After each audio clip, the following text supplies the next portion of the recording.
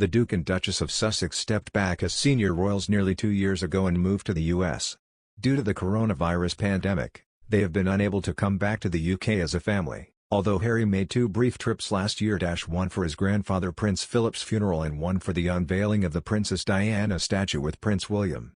Meghan and her son Archie, meanwhile, have not set foot on UK soil since the move, and the couple's daughter Lilibet has never been. Lilibet has also yet to meet any of her father's side of the family, including her grandparents Prince Charles and Camilla, and great-grandmother, the Queen. Pod Save the Queen is hosted by Jan Gripper and features Daily Mirror royal editor Russell Myers.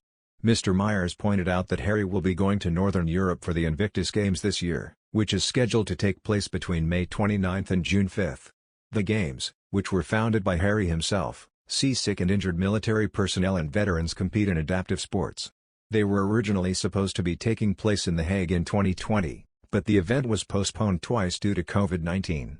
If the Games go ahead this year and do not have to be postponed yet again there will be a crossover in the dates with the Queen's Platinum Jubilee weekend, which the Sussexes are expected to attend.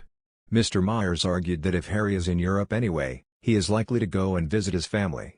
What's more, Meghan and the children are also expected to attend the Invictus Games, which would mean they will likely accompany Harry to the UK.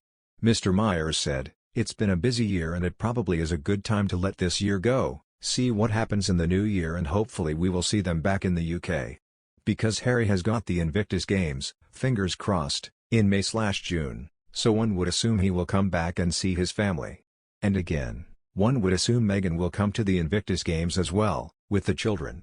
So, I think that that's probably a fair bet to say that we may see them in the springtime next year.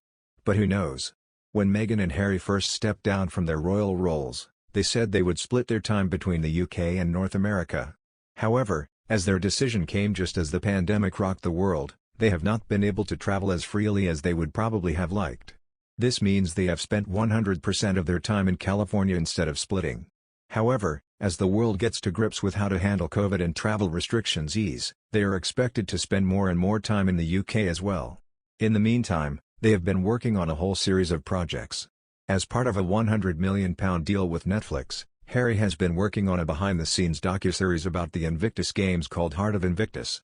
Starring in front and behind the camera, the Duke has taken the opportunity to highlight the great work of the charitable cause and some of the inspiring athletes involved. Meghan has been working on an animated children's series called Pearl, which she is creating alongside David Furnish, husband of Sir Elton John. Sir Elton was famously friends with Princess Diana and has remained fiercely protective of her sons, even to the point of publicly defending Harry against criticism over his private jet use.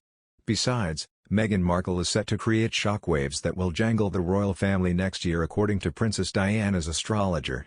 Debbie Frank, who was also a close confidant of Meghan's late mother-in-law, claims the Duchess of Sussex will be stepping out of her comfort zone further in 2022.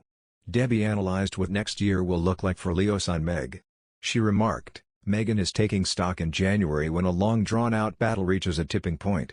During March she's looking for new ventures that will add a different dimension to her role in life, and once again she's capable of pulling things out of the hat that create a few shock waves."